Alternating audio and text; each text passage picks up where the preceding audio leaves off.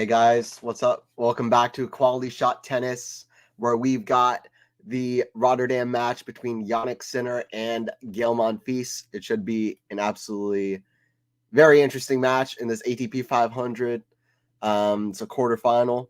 Very excited to call this one. Two very talented, entertaining players. They played in Canada. That was a fun match. Hey, what's up, Powell? What's up, Powell?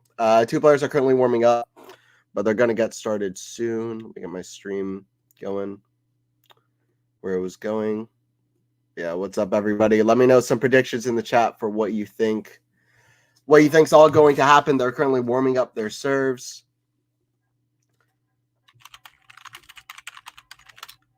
I'll let you know they're head-to-head as well. But Monfils is always a dangerous player. He also won a title in Stockholm towards the end of last year, so you never really know with him. You never really know what you're going to get with Gael Monfils, and that's true. You never really know. They really had a fantastic match in Canada, in the when Sinner ended up winning his first title of a Masters title.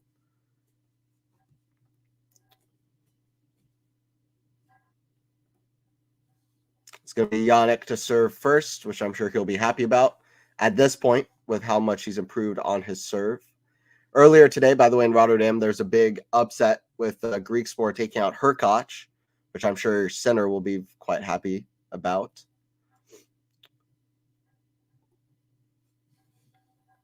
Yeah, the head-to-head so far is 4-1 in favor of Sinner. Head-to-head is in favor of Sinner 4-1. I can give you their matches as well. They're about to start, but Sinner, last time they played, 2023, they played in Toronto. It was a 3-set match, 6-4, 4-6, 6-3. Absolutely massive hitting from back to court. Monfils hitting his forehand about as big as ever. Neither guy coming to net, just smashing from the back to the court. They played in 2021 a couple of times in Sofia final, where Sinner won in straight sets pretty comfortably. And also at the U.S. Open, which went 5 sets at the U.S. Open 2021. This is a different kind of Sinner, though, and we'll see. We'll see what Monfils has from him, but they've played a few close matches, including their last match, which really was a very good and challenging match for Jannik. So, heads up, Clemens. Sinner will win. Do you also stream with video of the game? No, I don't have rights to show the tennis match. This is like a watch-along. If you care to watch with somebody, and if not, that's cool, but I'm here for a watch along. I'm here for a play-by-play, for somebody to talk tennis with, give some insights, and just show you all that's going on. I'm watching in real time as well. The match, forehand of Monfils, that's in the ground. 30 love for Jannik Sinner. 30 love for Sinner. But yeah, what's up, everyone? When Rune lost today, Hurkacz had a chance of taking the world number 7 spot if he went to the semifinals. Wow, that's crazy. And he couldn't quite take it, huh? Let me get the scoreboard. Yeah, Hurkacz has been right below that number 7 spot. I think if he won something else, he had another match where if he won, he would have been world number 7 as well. I can't remember exactly what it was, but yeah, he's right below those, right below Rune above him because I'll tell you what, the rankings are in a weird place at the moment. Because Rublev is way behind Sinner, Alcaraz, Djokovic, etc. But then you have Rublev and Zverev, who are way ahead of Rune, Hurkacz, Fritz, Ruud, etc.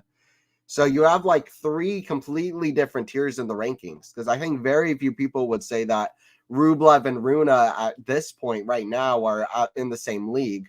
But then if you were to ask, are Medvedev and Rublev in the same league? Be like, no, absolutely not.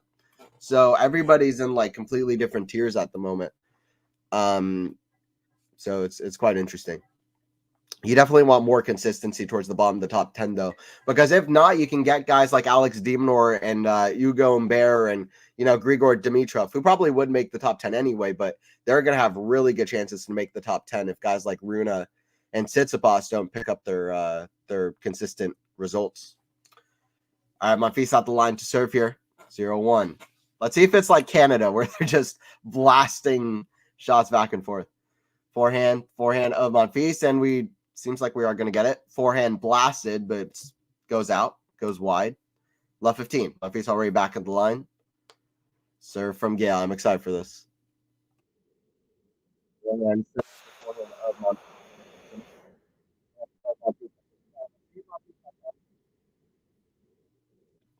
Love 30. Love 30.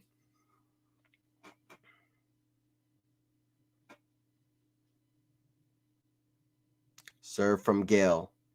Forehand of center. Forehand of Gael. The backhand slice of center for a pass. What a shot.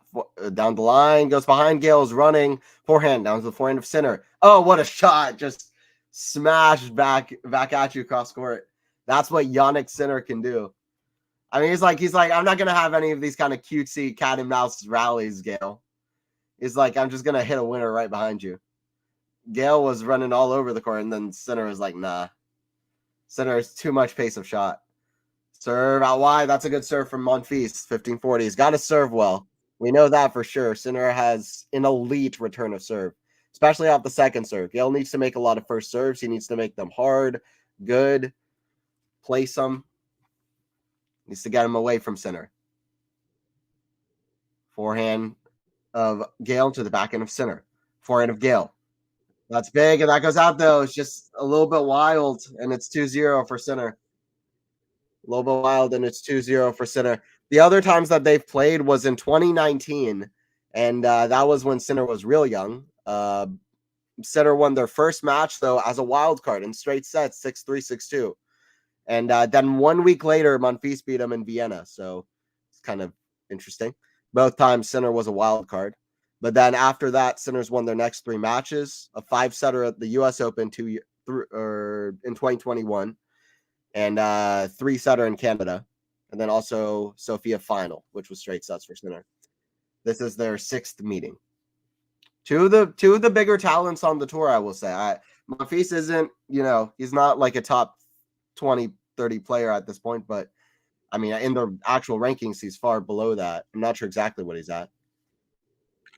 But they're both 2 of the biggest talents on the tour, in my opinion. So you could get some crazy shots, crazy rallies, even if it's not that close. How much money has GM won? GM? Gael Monfils? So I don't know. I don't know for the betting. Gael Monfils is currently 70th in the world. I'm gonna say Jannik wins this pretty comfortably in straight sets, but I'm a little bit late to the party with a prediction. Forehand of Gael. It's a little bit late to make a prediction. Back end of center, the back end of Gael. Back end of center, back end Gael, the back end of center. Back end slice of Monfils, the forehand of center, back end of Monfils. That goes out.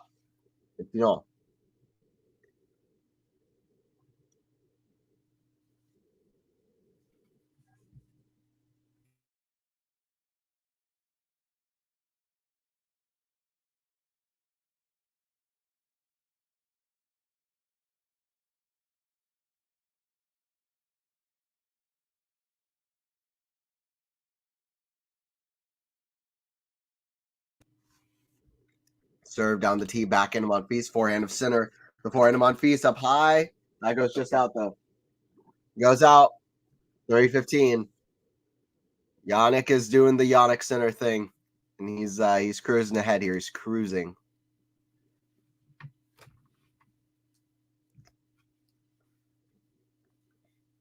Jannik is just so consistent nowadays in every part of his game. I mean, he's so uberly aggressive and so low percentage. He should be low percentage, but he's so consistent. Forehand, that's in the net, 30 all. And he has been ever since he's really come to the tour, He's always hit crazy shots. Like, he's not like Alcaraz, obviously, where he's just like diving and hitting queeners or whatever, or hitting slide, but he's always been this guy who's hit such low percentage shots. It's like incredible, like 90-mile-an-hour backhands, like sliding open stance 2-handers on the stretch, just like absolute bullet, like flattened out forehand passing shots out of nowhere. All of these like crazy shots. So his game is very low percentage. It's about making it high percentage for him. and making it consistent for him. And he's been pretty consistent with it since he's come to the tour, which is what has made him so promising. And now he's just really dialed down on it. Forehand, the back end of Monfils. Forehand to center, inside out, the back end of Monfils, back end of center. Cross court to the back end of Monfils. Forehand now, center, inside in. Forehand to Monfils. Squash shot, defending way behind the court. Forehand, cross court. Forehand, Monfils for a pass. Backhand, Monfils gets it somehow. Monfils get it. That's a great shot from Gael if he got it. No, he missed it. According to the scoreboard, he missed it. It was close, though. Applaud the effort. Not quite, though. Honestly, the shot before that was more impressive to neutralize from way out of position for kind of a forehand passing shot, but he just missed the last shot. Anyway, it was a good point. Serve here from center. Center is just too good, I think, today. At this point, center is just a little bit too good. Oh, Twitter from Monfils jumping up. Forehand. Gael is gonna please the crowds. You know that. He's gonna be hitting trick shots. If Gael's gonna go out to this like alien Jannik center who has so much improved even from Canada, you know he's just gonna be trying his best to please the crowds. Everything went terrible in just 2 days. Rafa pulled out from Doha, Wawrinka lost, and Hubie lost. Yeah, I feel that. I like all of those guys as well. I do like Griekspoor, who beat Hurkacz today. I'm not going to lie. So I was happy to see him have that big of a win. Talon Griekspoor could reach the top 10 at some point. Like, he is still pretty young, and he is a talented guy. Great head on his shoulders as well. Constantly improving. Or actually, he's not as young as I was thinking, but he's 27. Anyway, if he does well in the next few months, then he could do well. But yeah, it's a bit tough results. Wawrinka went out was very depressing to me. And yeah, Rafa pulling out is obviously like, wow, you want to see Rafa playing. So hey, what's up, Maynor? What's up, Lamb King? What's up, Lamb King? Sorry, I don't speak. I only speak English. So sorry. Hubie, yeah, Hurkacz out. To Griekspoor in 3 sets, 3 tiebreakers. I doubt Sinner will drop any games. Well, any games? Wow, 6-0, 6-0? That would be crazy. Good evening from Denmark, Anthony. Nice to have you on the air. Hey, I appreciate it, Mike. Yeah, this is modern radio. That's what we're doing. This is modern radio. But yeah, Hurkacz is climbing up the rankings. He's right behind Runa. There's a lot of interesting things going on. On the women's side, Osaka's playing, so I'm going to keep an eye on that score, 2-2. I'll keep it on a separate tab. It's so tough. I've done that 5 million times. I just look up Osaka, but that's just a big city in Japan on a Japanese island. And that's what it always comes out to. They're in a huge tested tiebreaker at the moment. Osaka and Pliskova. Goes out off the back end. I think Monfils will win games, but I think it'll be like 6-2, 6-2 center. Pliskova is she's serving for the set at the moment. The tiebreaker 7-6. So good to have Osaka back. This was a crazy match in Brisbane, by the way. Osaka versus Pliskova. This was a crazy match in Brisbane. 30 love from Monfils. Yeah, Pliskova takes the first set 8-6 in the tiebreaker against Osaka, by the way. Osaka in 3 sets. That goes out from center. 40 love for Monfils. He's at least doing something. Yeah, good to have everybody in here. I'll be in here for a play-by-play. Watch along from first point to last. Appreciate everybody checking in. Maybe 2 games or 3. I go 4. I'll be gutsy enough to say 4. Oh, jumping smash from Monfils. 3-1. I said he's one of the most talented guys on tour. Without doubt, he's maybe one of the most athletic guys on tour. I was going to say the most and not even think about it. But then Alcaraz came to my mind. And, it's hard to beat that. But maybe. I don't know. One of the most athletic guys on tour.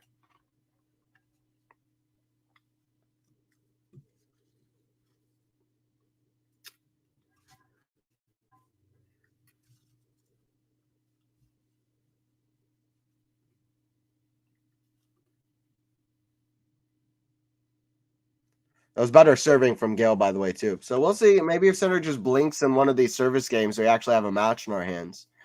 That's the hope. It hasn't started out feeling like like it's going to be much of a match, but you never know for sure. Backhand, forehand of center. That goes out. Love 15. Love 15. Love 15. Let me know, guys. Do you think Jannik Sinner is going to win another major this year? Let me know in the chat. Do you think Jannik Sinner is going to win another major this year? And if so, which major is your best guess to where he will win it? Do you think Sinner wins another slam? It's an interesting question, I think.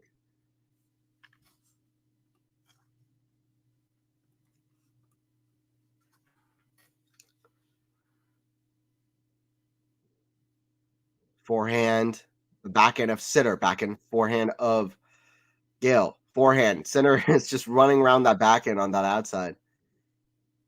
Backhand of Sinner, backhand of Monfils down the line. It's a good redirect. Forehand. The forehand of Monfils. Back to the backhand of Sinner down the middle. Now we're going backhand to backhand. It's a forehand now of Sinner. We went corner to corner there. That goes out from Gael, 15 all. It's a good rally, though, from both, to be fair. QB losing in 3 tiebreaks is classic QB. It's a bit of a serve bot, no? Yeah, 3 tiebreakers. It's tough, though. I mean, listen, the mental strength it takes to play like one of those guys is unbelievable. Can you imagine having to play those tight moments every time? Like an Isner or like whatever, and you're just like mostly just cranking serves like that. I can't even imagine the mental toll that would take on you, especially with John Isner. Isner played like 850 tiebreakers like that in his career. Like that is just unimaginable to me. Pretty poor forehand from Sinner into the net. We saw this a couple times from Sinner in the first match. Some of it I disregarded just due to it being his first match back, but I say that saying he had a fantastic first match back. Okay. But there were like 1 or 2 games throughout that match where he did dip a tiny bit. But I was like, okay, well, it doesn't matter that much. But that's also stuff we didn't see at the Australian Open. But it was a great first match back for after the Australian Open. You couldn't have asked for much more. But we'll see if that kind of keeps going, where if he doesn't have these kind of dips. But it's 15-30 here anyway. When Gael was asked which player has the best movement on the court, he said Alcaraz. Yeah, Powell. I think it was a big discussion before Carlos came to the tour, but I think now everybody's just kind of agreed that Alcaraz is the fastest. Because you had people saying Alex de Minaur, you had people saying Rafa, especially young Rafa. You had people saying Gael, but now I think a lot of people have kind of agreed Carlos is the quickest, at least with a racket in his hand. Backhand, Gael, that goes out, 30 all. 30 all. By the way, guys, don't forget to subscribe. Please don't forget to subscribe. QualityShot Tennis if you're new for more streams. Don't forget sub if you're new. If you're enjoying it, for more. LOL, FAA, Ghost. Don't even start. I was watching that yesterday, and I was just, come on, man. Best performance he played since 2022. I was like he was back in that 16-match win streak zone, and he just couldn't finish it. Whatever. I was sad for Felix. Forehand, the backhand of Gael, backhand of Sinner. The forehand of Gael, backhand of Sinner. Shots are falling a little bit short from Sinner, I'm not going to lie. Forehand of Monfils, the forehand of Sinner. That goes out for Monfils, though. I mean, I'm just, by the way, I'm just cherry picking on Sinner's game. He's playing great. Just cherry picking any chances Monfils could have to climb back in here. 40-30. I want to see a close match.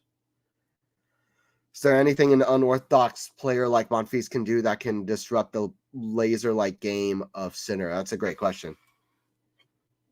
40-30 here for Jannik. Serve. Out wide, back into Monfils. The forehand of Sinner inside him. Forehand of Monfils. The forehand of Sinner, back into Monfils. The backhand of Sinner, back into Monfils. To the backhand of Sinner. That goes long. Deuce. Yeah, what can Monfils do to disrupt Sinner's game? I mean, he's got so many tools with the skills that he possesses, right? So, yeah, I think it's just like kind of just keep giving Sinner new looks. Be aggressive, come to net. I think coming to net is the obvious one because that also cuts off Sinner's aggression. So if he's able to come to net, which he is much able to do, and we didn't see him do it that much in Canada, by the way. And in Canada, he got close, but I was like, he should be coming to net more. So coming to net, I think, is a big one. And yeah, just keep switching it up in general, I think, is a big thing. There's not that much you can do against the new and improved center, to be honest, but just keep switching things up and come to net as much as possible, I think, is the game plan for Gael. Outside of just his regular being aggressive, but, you know, not going for absolute broke all the time, but being aggressive. Sinner has a good chance at Wimbledon, at US Open. These are pretty hard to predict. Will be interesting. Okay. Advantage here for the Italian.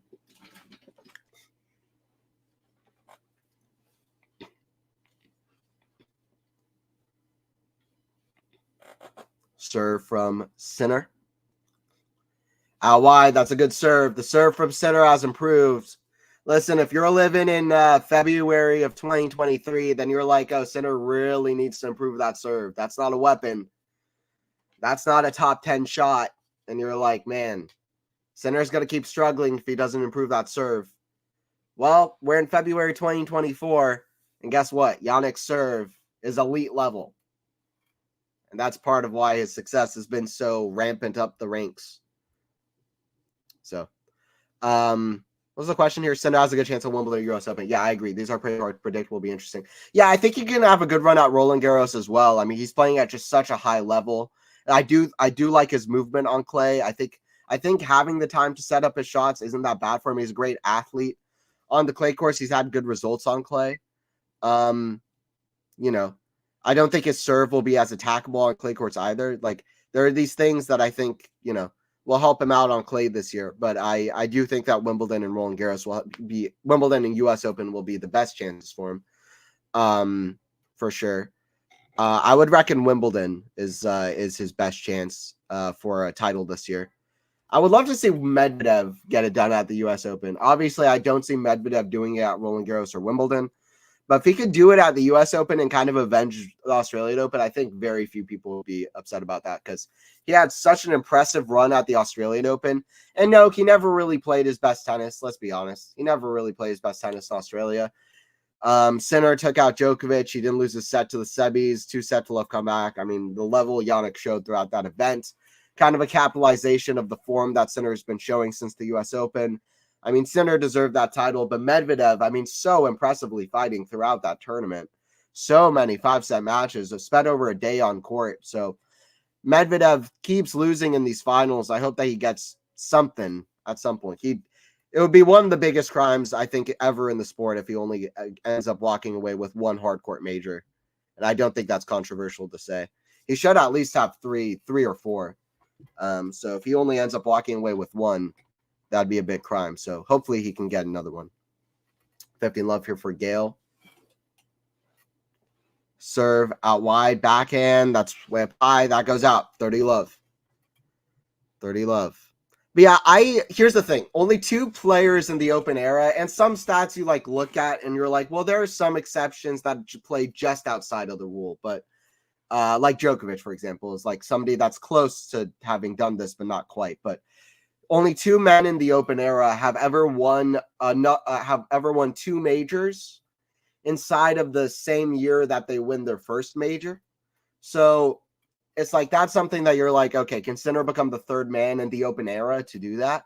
And it kind of makes sense. It's tough to do that. But Sinner's also had this kind of build up to form, to this really impressive form now. So it's kind of different than a lot of guys who really end up winning their major titles pretty early in their career.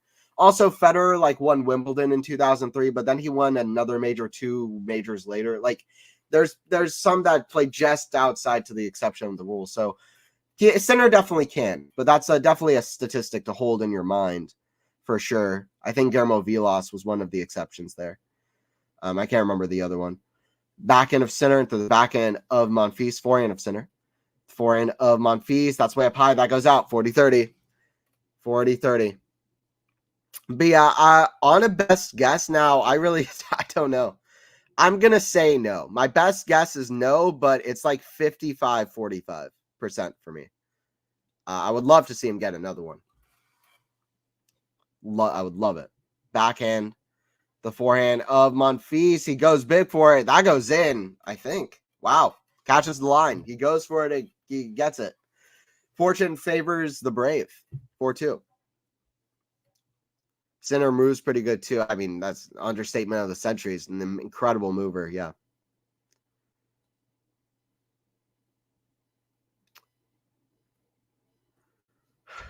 He made a semifinal. Build a time machine and go back to 2008 to win that French Open. Yeah, exactly. It always bothers me that Gael didn't do better at the French, those couple semis he made. Roddick suggests Alcaraz should use his amazing movement in slog mode, not just for mad gets and shots. Yes, absolutely. That's really the next step. And Roddick is spot on. He needs to do better in the defense to offense and really kind of slugging it out. Absolutely. He's absolutely right. And he likes slower courts and having time to set up his shots. That's really what he needs. So be more effective on defense and making it into kind of like just grinding it out and getting into offense. Slog mode meaning he should draw out the rallies. I think Roddick means more that he needs to get into kind of not always going for crazy winners off everything. Like being able to go defense to offense, just like build out the rally, build out the points, build out the rallies, be smarter. Be smarter rather than flashier necessarily. I think Jack Draper is a sneaky good mover. I actually agree with you. Jack is great if he could just get his head together and his body together. It's like Sebastian Corda for the US. It's like Draper just needs to get the body and mind, and then he's like freaking fantastic. I mean, obviously it's not perfect, but yeah, but he is in terms of like he'll keep improving all of his like game, and he seems very complete. Like, no, he's not perfect, but he's a very complete player. So if he gets the body in mind and keeps improving all of his shots, he should be fantastic in 5 years' time. I think Draper could win a Wimbledon at some point if he could just get his body and mind together and kind of keep it going. 40 love here for Sinner. He's kind of cruising. Or he's not kind of cruising. He is cruising. He is cruising. Serve down the tee, forehand to Monfils, forehand to center, forehand slice Monfils, forehand center, swing volley, forehand to Monfils. That goes out. 5-2 for Sinner. He did come to net there. He's doing well. There's still ways for Sinner to improve, which is what's so scary about him. He's just going to keep improving. He's a work in progress. He's not at his peak yet, which is really what's scary about it. He's not at his peak. His transition game can be better. His net game can be better. His drop shot game can be better. His overall adding the variety into his game and when to use it. You know, all of those can be better. Consistently getting the width and the depth on his shots. Having another step up and getting that better, you know, to set up his kind of crazy forehand winners. But he's already in a great place with pretty much all of the things I said. But maybe even perfecting the serve even more than he has to this point, because he only just started having a great serve. Like, there are these things, like, he still has ways which he can improve, and that's really scary, to be honest. And kind of the experience, the mental game, just perfecting that even more. Like, he's only going to get scarier and scarier, so watch out the rest of the tour. I mean, they're already on alert with Sinner. Hey, what's up, MJ? Good to have you in here. Well, he needs to, when and if he needs, dog it out, and that, yeah. My concern with Alcaraz is late turning injuries at times. He hasn't been terribly durable. Yeah, I mean, I don't know. I don't know if it's late tournament injuries. He does scare me because he has been injured before, and you know, he has such a physical game style. I mean, he has the contender for the most physical game style that we've seen in ever. he has the contender for the most physical game style we've ever seen. So it definitely does scare me because it has led to injuries before. But I mean, listen, since like Umag 2022, we haven't seen it, or especially last year, we didn't see it come up that much. But yeah, I mean, sometimes he seems to like have gotten tired towards ends of slams, or at least didn't play his best against Medvedev at the US Open or against Zverev at the Australia. So we'll see. We'll see how he keeps going. Medvedev at the US Open was one of the best performances of the last 5 years, though. Medvedev at the US Open was crazy. In my opinion, that was just ridiculous level from Medvedev. I would like to see Sinner win US Open, but don't think he'll get that for any slams this year. How good is he on dirt, RG? I think he's going to have by far his best clay season, to be honest. I think people underestimate him on clay courts. Forehand of Sinner at the forehand of Monfils. Cross-court forehand of Sinner. That's at the top of the net. I don't know if he has the surface versatility that Alcaraz has, because Alcaraz is just elite level on all three surfaces, it seems like. But I think Sinner is absolutely elite level on grass and hard courts. And I think he's going to be very, very, very good on clay courts. You know, maybe kind of like Roger, although Roger also on clay courts was pretty incredible. But maybe like a lesser kind of version of what Roger was. In some ways. And then you got to go to drink or snack when you're doing these streams. Not really, to be honest. Go to snack or drink. Not really, to be honest. I eat a lot of different stuff before coming on here. It could be random stuff, you know, chicken, rice, pasta, beans, anything. But I just eat all kinds of stuff before coming on here. Or sometimes during, but very rarely am I eating during. Usually it's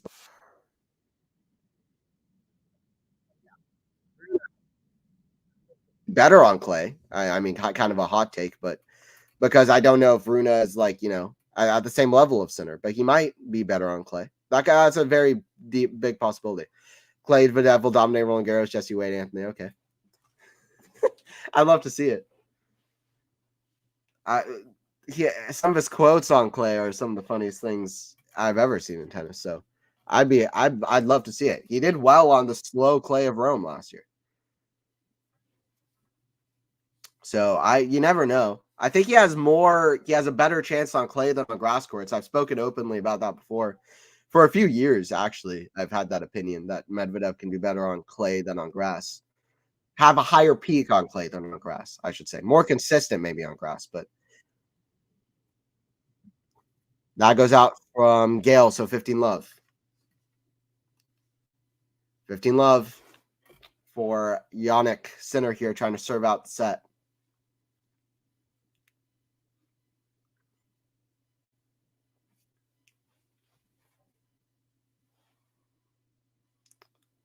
Serve from Sinner. Out wide, back into Monfils. Back end Sinner, kind of a slice. The back end of Monfils slice. Another slice from Sinner. The back end of Monfils. Back end of Sinner. Down the line. It's big. Forehand of Monfils. Just crossed the net. Forehand now inside out. Back end slice. Monfils forehand. Cross court. Lots of different shots from the back of the court. Forehand hits the tape. Forehand inside out. Monfils scrambling behind the baseline. Forehand hits behind Monfils. He gets there at the back end. Back end of Monfils. Back end of Sinner. That's in the net. Got exhausted just doing the play-by-play. There's so many different kind of shots happening from the back of the court, whether it's slices or forehands inside outs or Gael hitting the back end down the line. Lots of redirects all over the court. Not once in that rally was there just a regular kind of back end rally or a slice rally. They were switching it up like crazy. A lot of that was Gael, by the way. Gael was switching it up a lot, which is something that he needs to do. But let's see if that takes its toll, because that was I don't know how many shots that was, but probably over 20 shots, at least over 15. And a lot of different types of shots. I would say at least a 20-plus shot rally. Serve into the net. Second serve here from Sinner. See if he can close this first set out in Rotterdam. Serve from Jannik. Kick serve. The forehand of Gael. Forehand of Sinner. The backhand of Gael. Forehand of Sinner. The forehand of Gael. Forehand of Sinner. Down the line. That is a screamer from Sinner.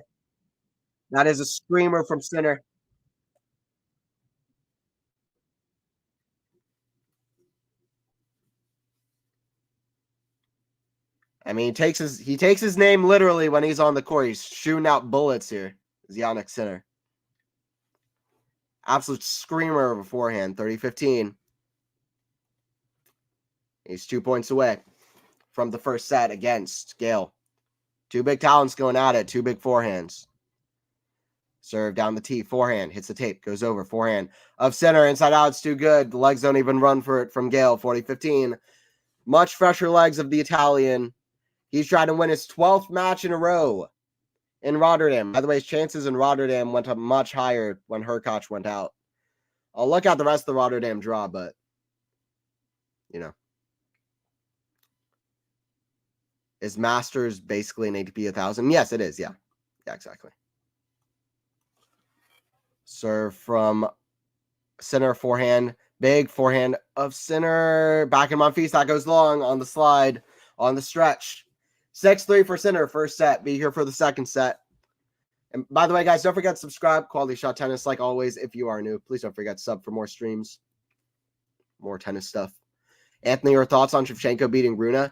This guy is so up and down. Like, he started the season with some terrible losses. And I was like, okay, well, I don't know what to expect of him. But last year, towards the end of last year, I was like, this guy's going way under the radar. So I don't know whatever to expect from him. Seems like he's very up and down. He just got married. That's something that usually makes a player play a little bit better, get a little bit spice into their games, you know, because they have that kind of motivation, surely in a happy point in their lives. I hope, you know, I hope so. For their sake, you know, I hope they're in a happy place in their lives. But like, look, this is like Shevchenko's results. Here is Shevchenko's results. I want to look at the stats the first set as well. Here are Shevchenko's results, and since let's go. Okay, let's go since Shanghai. Lost to Teng in 3 sets. Lost to Varias in 3 sets, and then in the next tournament, he qualifies into what is this? Basel. He qualifies into Basel. This is right after losing to Teng and Varias. Qualifies into Basel, loses to beats Fognini in 3 sets. Qualifies in, beats Wawrinka in 6-3, 7-6, saves set points in the second set. Beats Fritz, saves match points 6-7, 7-6, 7-6. Beats Taylor Fritz in 3 sets, and then loses to FAA in 3 sets. Had a match point there as well in the quarterfinals. He would go on to win the tournament. Then in his next tournament, beats Hachinov. Gets to the final of Moselle Open, loses to Humbert. So, okay, way under the radar, playing amazing to end off 2023, right? Then he loses to Rune in 3 sets. Okay, not that bad of a loss in Brisbane. And then he loses to Christopher O'Connell in his next tournament, 6-3, 6-1. And then he loses an Australian Open, 6-3, 6-3, 6-1 to Munar. And I'm like, what is actually happening? Just doesn't show up in those matches. And then he loses to Bublik in 3 sets in whatever tournament, Marseille Montpellier, loses to Hurkacz last week, and then he beats Rune this week. So I just don't know whatever to expect with Shevchenko. But I like Shevchenko. I like his game. I think he's talented. He's fearless on the court. That stood out to me immediately. He's very talented. Yeah, very fearless. I remember him playing Sinner in either Rome or Monte Carlo last year. He took a set off of Sinner, and it's been obvious to me that he can play well across. He's very surface versatile. He has some weaknesses that he needs to improve on, but he's very talented. He can hit some very skillful shots, and he's a fearless player on the court. That's very clear to me from the get-go. 30 Love Center misses a backhand long. Hey, what's up, Enigma? Member for 1 month. Hey, I appreciate the members. You can always join down below to become a member. Get quick access to some of our member-only videos, get all of the perks, and join all of the members. That very much helps out the channel. So definitely feel free to click that join button and for the YouTube channel and join all the members. Serve here from Monfils, trying to do a better second set than the first set. In Canada, he did win. He did lose the first set, then he won the second set. Monfils made it a little bit closer as the first set went on. No doubt about it. 30-15. So you believe Rune should get married? Okay, well, maybe wait a year or so. But yeah, maybe it would be good for his game. He needs a coach first. Forehand, backhand of Monfils, forehand of Sinner. That's in the net. 40-15. 40-15. How do I get Tsitsipas away from my name? LOL. Sorry, I don't have the answers for you for that. I have heard that before with some people on here. Serve into the net from Gael. Second serve. Second serve from the Frenchman. The backhand of Sinner. Backhand Monfils. The backhand of Sinner. Forehand Monfils off the rise. The forehand of Sinner. Backhand Monfils. The backhand of Sinner. That goes out. 1-0 for Gael Monfils. By the way, Shevchenko plays Dimitrov next. That should be a good match as well. Should have been fed. I mean, I'm right there with you, Enigma. Yeah, I feel that. I like when players enter their dominant phase. Too much unpredictability is no good for my nerve, Sean. Okay. I like dominance because I like people breaking records, you know? Even Sinner in Australian Open. I mean, the fact that he's been doing as well as he has the last few months, I mean, he's broken some records with Djokovic, you know, and with the big three and stuff that young guys have never done against these bigger guys. So I like players who are dominant, who really show up. It shouldn't be fully chaotic. I think a lot of people would agree that a middle ground is good, but I'm ready for some new names. So whatever happens to make that happen, where we got some new names into the fray and new blood winning Grand Slams and Masters, I think that's good. I feel like Alcaraz's coach not being there is downplayed. I think that was actually a big reason for his highly questionable approach in the quarterfinal. Drum, yeah, it's interesting. I don't have a strong opinion on it. Forehand down the line, that goes out, 15 love. I will say, I mean, I've seen Alcaraz problem solve very well without Ferrero there. Like the lead up into Miami the year before, like, you know, I've seen him do that well. But yeah, with Ferrero and Alcaraz are just such a unit together that I don't disagree with you necessarily at all.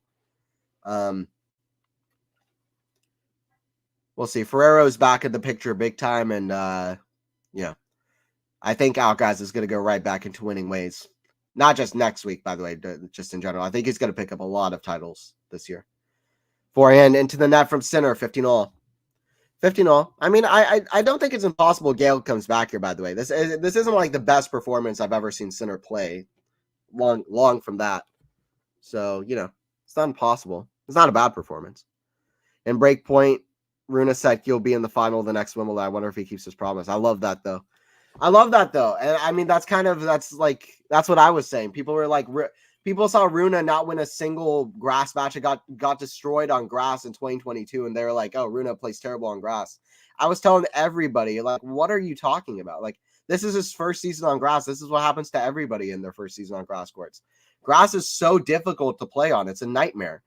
But that's what makes it so fun. That's like that. The difficulty of grass, the lows of grass courts make the peaks so high when people really figure out how to play on it and improvise well and have these kind of fun, dynamic, quick rallies, you know, coming to net. You know, when people figure it out, grass gets so fun. We saw that in epics like Alcaraz Djokovic Wimbledon final. We see that Federer Rafa 2008. All of the best, so many of the best matches ever were played on grass courts. Grass courts dominated tennis until like 1977. I mean, US Open and Australian Open were played on grass courts. Hard courts were obsolete. You know, it's like grass is the OG kind of surface, but it takes time now with how short the grass courts season is. So all these young guys, if they're not doing well on grass courts, I'd just say just give them time. And Rune last year, he did well on grass courts. I wouldn't even be surprised if grass like becomes one of his best surfaces and he does even better next year. So especially because Rune seems so surface versatile. I don't think it will be his best surface. Clay seems very, very good for Rune, but we'll see. I do think Rune is far from a finished product, which is why he needs some coaching stability. Forehand Monfils into the ground, 1-1. 1-1. Liking how Mickelson's been playing Enigma? Yeah, absolutely. I listen, people were like clowning on Mickelson at Next Gen Finals, and I was like, Jesus, like this guy is way better than people are giving him credit for. It goes back to what I just said. Give the young players time. Mickelson, if you look at Mickelson, you're like, oh, another big serving American guy. Not what he is, though. Like he'll like hit weird slices and like he'll like hit weird shots and he'll just be grinding and defending from the back of the court. Like he's a weird kind of mishmamble of a player, but he's very talented. He's kind of like Jannik, reminds of me of Jannik Young, where he's really good at redirecting the ball really young. And he just has a great like kind of skill set. And he has a good serve as well. So he seems very complete. Once he figures everything out, I think he's going to be very, very good, to be honest. I'm very excited about Mickelson. He's not perfect. He doesn't have that big weapon yet either, but I'm excited about him. He's a bit of a mess right now, but I think he'll figure it out with some work. And he is a hard worker. That goes into the net from Sinner, 15 love from Monfils. To me, he's one of the most exciting American guys coming up for me. 15 love for Monfils. Gonna focus more on the match. 15 love for Gael here, starting off the second set. Let me know predictions in the chat, by the way, for the second set. What happens? What does Naomi Osaka score, by the way, against Pliskova? All right, Pliskova is a game away, but it's on serve in the second set. I would love to see Osaka Swiatek in Doha. That would be, I mean, that would be a blockbuster.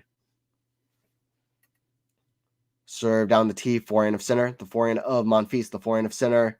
That goes in the net. 30 love for Monfils. Not a perfect performance from center, I'll be honest. I mean, center is at such a high level that even a little bit of a dip, he's still playing great. But I will say, I mean, it's this chance, at least in the set, for Monfils to do something, in my opinion. He's making a few errors. A few of his forehands are falling short. You know, he's kind of hitting weird slices or drop shots or coming to net at kind of weird moments. You know, hasn't been perfect for him. I'll look at the stats after this game. 40 love for Monfils. He's still playing great. And I love to see it. I love to see how well Sitter is playing, and I say that I can even say that. Hey, what's up, Joe? What's up, Joe Gann? I think the kid's good, got good touch. Yeah, exactly. Yeah, good slices, drop shots. Like coming to net. I think he'll be very good on grass courts. Goes back to what I was just saying, by the way. On grass courts, guys like Ben Shelton, Alex Mickelson, watch out. They could be very good on grass courts in a little bit of time. Forehand, the forehand of Monfils, forehand of center. The backhand of Monfils, that's a good shot. Way deep in the court. Backhand of center into the forehand of Monfils. He's attacking that forehand, but that goes out. I don't know why Monfils is so content in staying just in these baseline rallies, though, like power baseline rallies. Like, he should be switching things up more, coming to net more. I feel like that's when he has his best chance. So I don't know why he's so content with kind of staying back with the king of this kind of game at the moment. The king of kind of power baseline kind of tennis at the moment is Jannik. I mean, he's been able to get more net play into his game, which has helped. But Pliskova is 3 points away against Osaka. Make it 2 points away against Osaka, by the way. 15-30 on Osaka serve. Backhand of center on the open stance slide. That goes out. 2-1 for Gael. Let's go, Gael. Let's see what Gael can do here to make this close. Let's see what Gael can do to make this close. Sorry, Anthony. Oh, no, you're good. What's up? You're good, Joe. Mixing me up for David. I like it, though. That's funny. Should there be a Masters tournament on grass? Absolutely, Powell. I decided as soon as I was going to get into tennis, I was going to be a big vocal supporter of a grass tournament on a Masters tournament on grass courts. That I think is that's a must. We have to have a Masters on grass courts. It makes the season so disjointed and so weird to not have one. It would give these young guys much more practice on grass courts to have better chance against guys who have been playing a long time on grass. Grass is such a fun surface to watch. And the season is just so disjointed right now. I think it makes sense in a lot of ways. And yes, it would be difficult financially. It would be hard to maintain it. It's hard enough with Wimbledon, but it's just like, I think it's worth it. I think it's almost a necessity, as if you're asking me, honestly. So, match point for Pliskova. He reminds me of a taller Brooksby. Yeah, but I think he's better. He reminds me of him, but I hope that I see a higher upside in him than I see in Brooksby. Shout out Brooksby, though. He is out of a suspension today, or he'll be out of a suspension in March. 6 months or 5 or 6 months were lifted off of his suspension. So he'll be back on the tour possibly by Indian Wells. March 3rd, his suspension lifts. So there you go. Good to see that. I would love to see Mikael Ymer come out of retirement because I was excited about that guy, and then he got suspended. By the way, Osaka saves a match point. She's at advantage trying to hold on against Pliskova. Okay. 2-1 for Monfils here in the second set.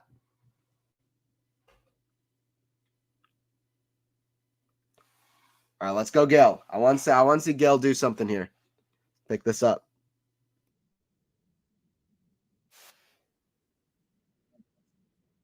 Backhand of center. Backhand Monfils, the forehand of center. Forehand Monfils, cross score, forehand of center, flat, cross score. That's a shot that center makes 10 out of 10 times on his usual day. So I feel like center hasn't really shown up to his best yet. And I know he's still playing well. But let's look at the stats so far. Match stats. Here we go. So Sinner's only at 1 ace so far. He said, yeah, his serve stats are good though. Serve stats are good. 8 winners, 9 on 4, 6 winners, 6 on 4. So that's not a good stat for Jannik that you would usually see, that kind of stat. And actually first serve percentage is even getting lower now, 65%. But that's still pretty good for Sinner. So serve stats are good. Love 30 Monfils here though. Missed that point. What happened there? Forehand of Monfils, the forehand of Sinner, forehand of Monfils.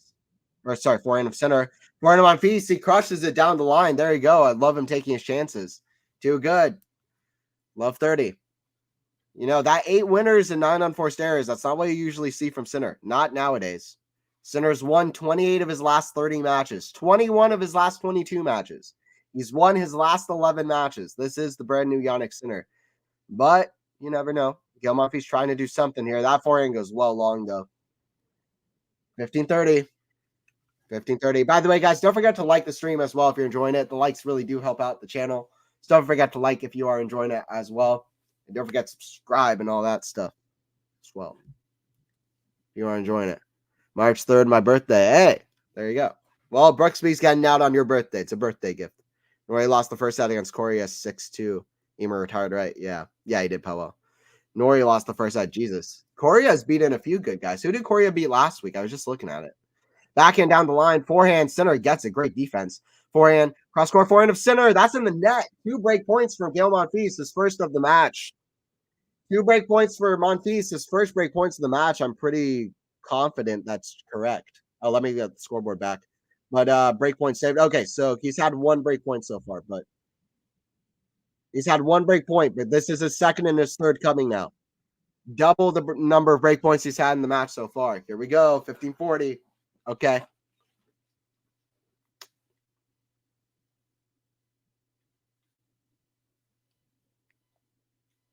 Serve from Sinner.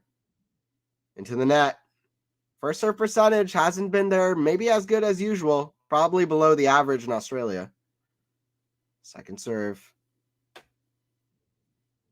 Oh, he goes for a big one. That's out. Game for Monfils. Kind of a iffy game for Sinner.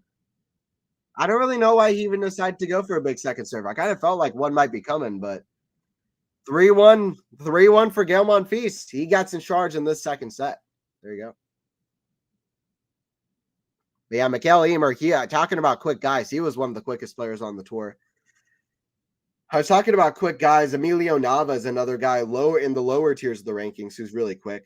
Tiafo is kind of sneaky fast, to be honest. There's a few guys who are very quick, but and you kind of need that in tennis. Big serves and kind of quick feet. That's kind of what it is nowadays.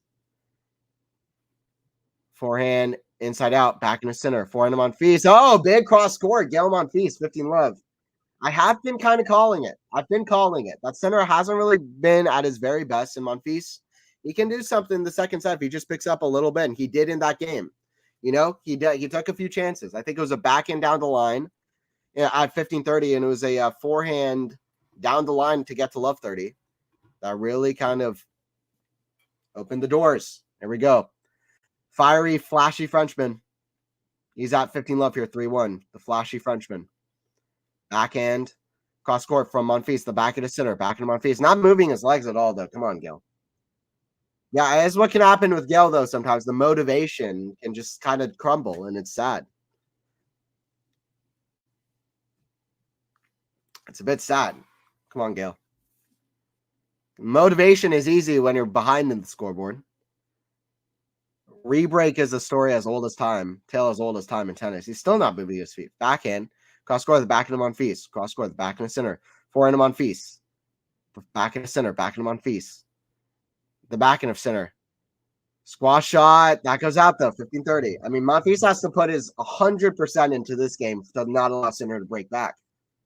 The Sinner is now that kind of guy. He'll break back.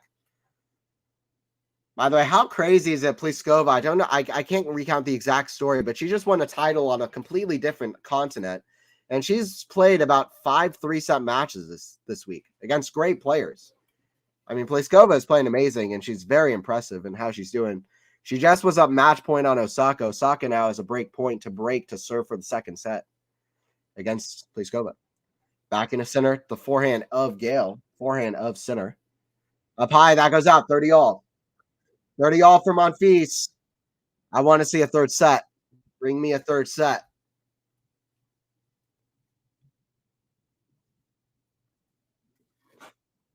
And by the way, how obvious it is that once center starts doing worse and has a little bit of a fadeaway, people are going to be like, oh, and like, let's say Alcaraz wins like Buenos Aires and like whatever, wins Indian Wells or whatever. People are like, oh, Alcaraz is the guy center. Yeah, okay, he had a good run, but whatever.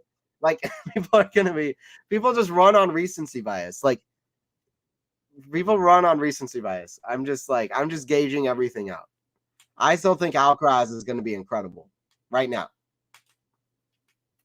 And I think he's going to win a lot more majors.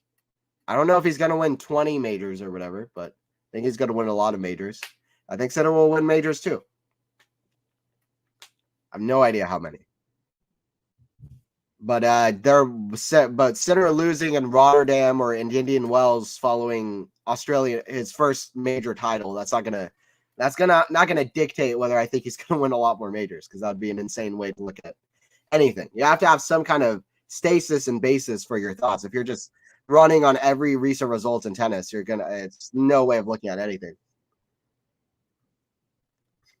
Deuce. I mean, Alcaraz and Sinner have both impressed me enough that I won't drop either of them, no matter how, they do. No one's off limits. Yeah. Deuce here for Monfils. Yeah, no one's off. Yeah, I mean, come on. I'm too high on Sinner and Alcaraz to ever kind of drop either of them from whatever. Advantage Monfils. Because look at Djokovic, right? I mean, Novak lost one bad match in Australia. Now everybody's like, Novak is out of the conversation, when Novak very likely could win 1 or 2 majors this year. I would not be at all surprised if that happens. That goes in the net, 4-1 for Monfils. So Gael is doing better here, 4-1 Monfils. Could we have an upset here in Rotterdam?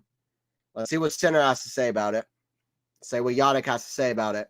Because Jannik's got a good chance in this Rotterdam draw as well. So let's see what Jannik has to say as well about it. Jannik is that kind of player now. He's going to be fighting all these kind of matches, figuring a way out. Or trying to figure out a way out.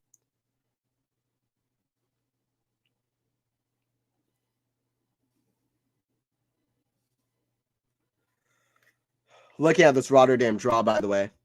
If you missed it earlier, the last time that these two guys played was in Canada last year. It's 4-1 for Sinner in their head-to-head. The last time they played was in Canada in 2023.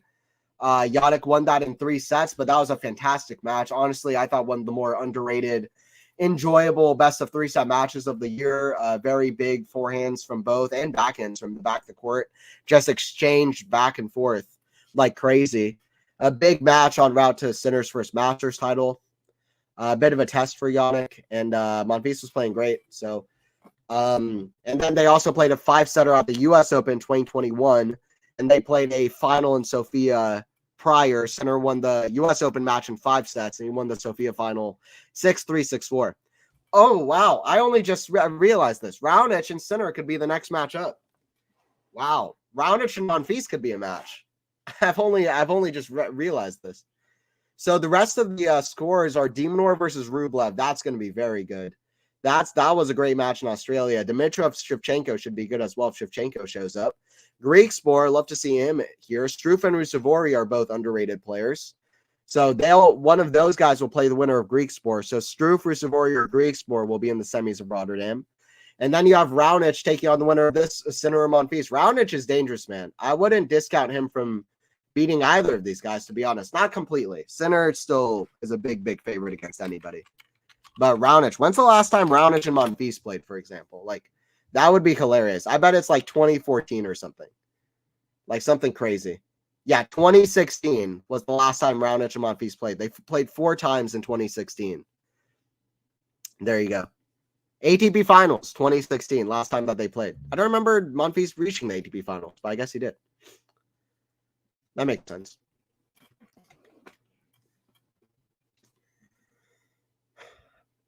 Yeah, that's going to be a great match no matter who wins. Raonic versus Sinner could be very good as well. Raonic beat Bublik 6-4, 6-4.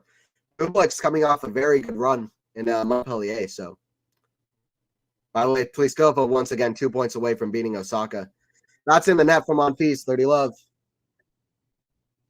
Returning off of Monfils serve, you're right with the recency bias. I can already imagine how people will be acting when Sinner starts losing some matches. Exactly. I mean, listen, Sinner, it's obviously going to happen though. Like Sinner's going, it's so obvious. Like Sinner, like I feel like I have the right to say it as someone who's been incredibly high on Sinner for 4 years and likes Sinner a lot and has backed Sinner up in all of his losses. He doesn't look good when he loses. Like sometimes, sometimes it's not that pretty when he loses.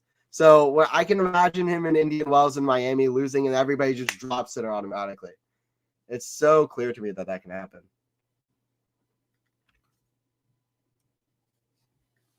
So I hope not, but you know. Yo, no way. I saw you at the store. I don't know if you're trolling me or not, but okay. Small world then. Where are you from? That will decide it. I can already imagine how people will be like, yeah. Or yeah. 4-2, Monfils serving here at 2-4. Serve out wide, forehand, Sinner, backhand of Monfils, the backhand of Sinner on the slide, forehand Monfils, volley, forehand Sinner, forehand volley Monfils. He's playing very well, 15 love. This is looking like a guy that wants something more than just to, test Sinner out a little bit. He'll remember Canada as well. He got one step too short in Canada, but that was a close match. If Sinner doesn't pick up a little bit, then Monfils is in the fray here. By the way, match point for Pliskova. Match point for Pliskova. By the way, I appreciate everybody joining in. Powell, Sean, Enigma, Joe Gann, Jerome. Appreciate everybody in here. And all of the new guys, don't forget to subscribe. This is your tennis home for, a lot of great matches, a lot of great content, tennis podcasts, genuine tennis fans, talking about the sport all year long. And that's what we're here for. Quality shot.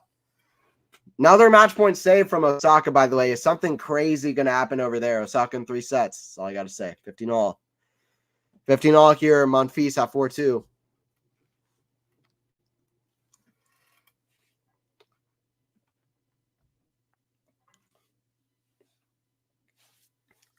See if Monfils can hold here. I kind of feel like this might be a big game, to be honest.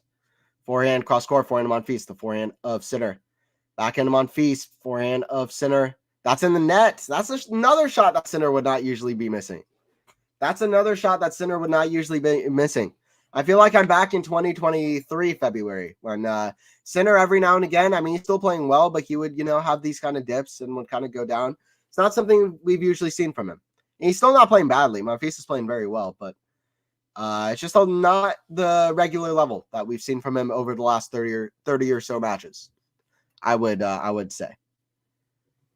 Not in the set anyway. 40-15 here. Serve from Monfils. That's a let. Second serve.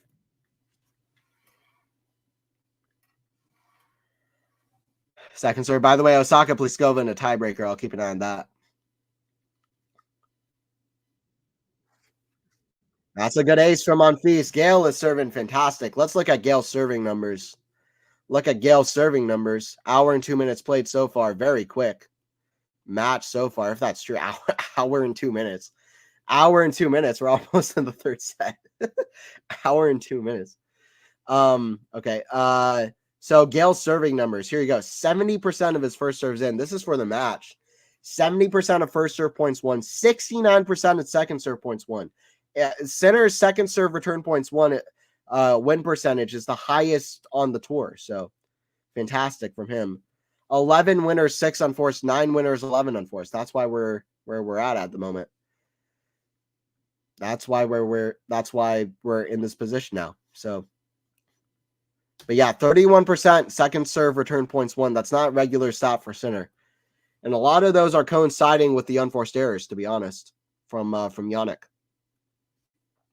Jannik's serving pretty decently, but everything outside of that, he got broken once in this set, and that was enough. 5-2 for Gael. He leads. It gets boring right now when a player loses one match, they're saying he's done or something. They never learn. It is boring. And a lot of it comes from people who don't really understand tennis or often are betting on the sport. And it's like, come on, man. It's like you don't understand tennis. And of course, tennis isn't fully chaotic and stuff. It's not like people are going to like lose, then win, then lose, then win. You see that with Jannik, who's won 21 of his last 22 matches. You see that with the big three who have dominated for 20 years, but just without pause. But, you know, it's not fully chaotic. But, yeah, of course, tennis is a hard sport. You know, you have ups and downs. You have dips. So it is it gets boring when I agree. I see that all the time. It's tough. Is it harder to come back from surgery or baby? Sorry, on my phone. It depends on the surgery, right? But, you know, you'd have to say, I mean, in general, I would say probably from having a baby seems very difficult to me to come back. I mean, we almost don't talk about that enough, but that seems like a crazy thing to do, especially like a player like Svitolina who came back so soon afterwards as well. So I don't know. It depends a lot on the surgery, though. Sinner has won 10 of his last 11 matches against top 5 players. That's impressive. Yeah, that's the kind of stat, Powell, that's the kind of stat that you get from an all-time good player, really. So, very encouraging. Serve from Sinner, that's in the net. And by the way, how good is the top 5 at the moment? That makes that stat mind-blowing. Serve from Jannik. Kick serve the back end of Monfils. That's in the net. 30 love for Sinner. Let's see if Monfils can kind of jump over this last hurdle. Jump over this last hurdle. He's a good athlete. Let's see if he can jump over this last one. 30 love. See what he can do. Osaka's doing well for someone who just had a baby. Yeah, true. 30 love for Sinner. Serve here. Backhand. That goes out. 40 love for Jannik. But Gael is potentially one service hold away from finishing this off. So, let's see. By the way, 4-4 in the Osaka Pliskova tiebreaker. Their first tiebreaker was extended. It went 8-6. 40 love. Serve here from Jannik.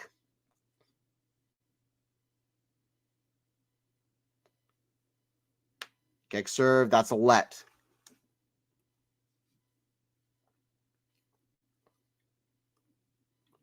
Yeah, she is, MJ. She is, yeah.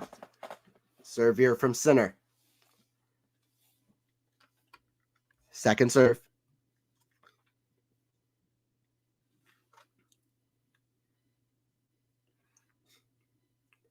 Kick serve. Backhand of Sinner into the forehand of Monfils. Forehand of Sinner. Backhand of Monfils. Backhand of Sinner. Forehand of Monfils. Forehand of Sinner.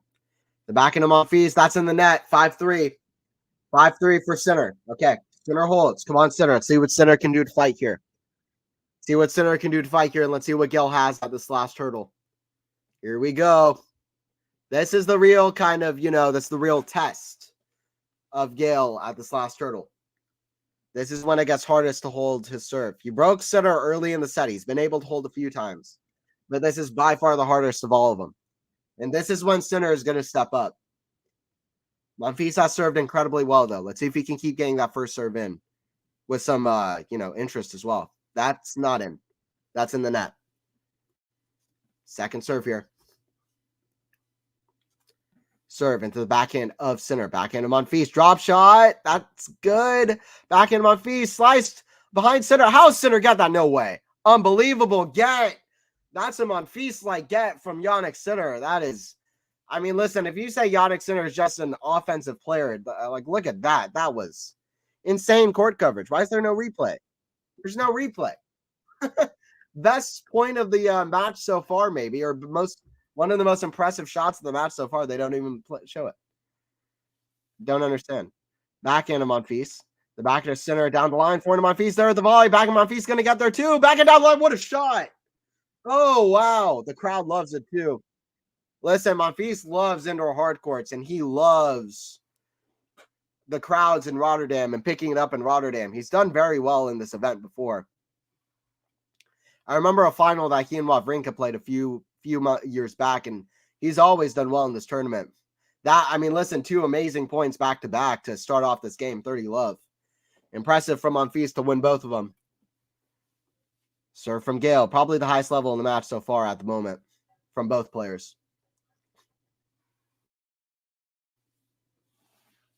Serve from Gael, the Frenchman. Serve.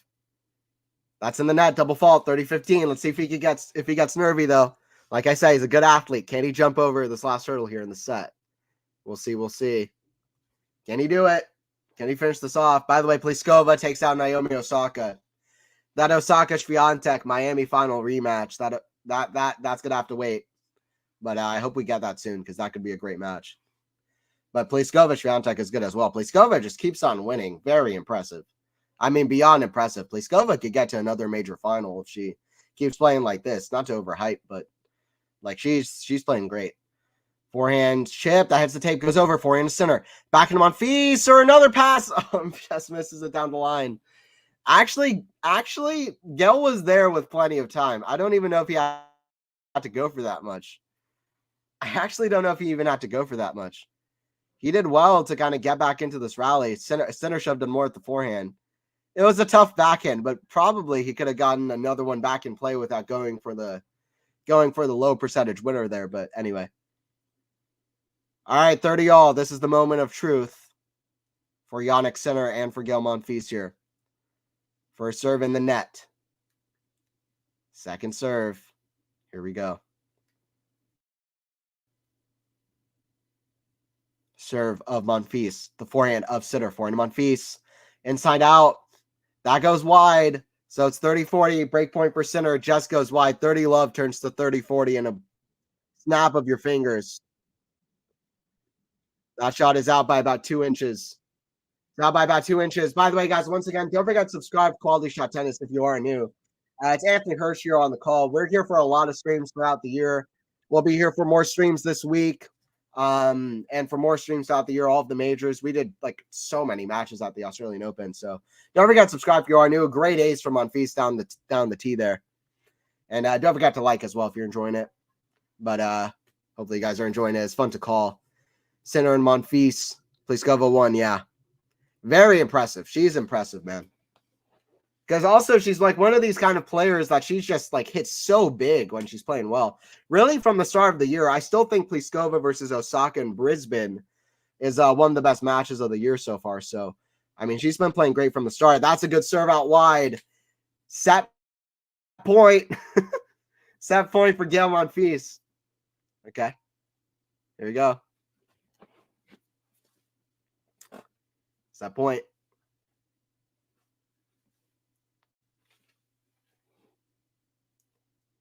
Gael at the line.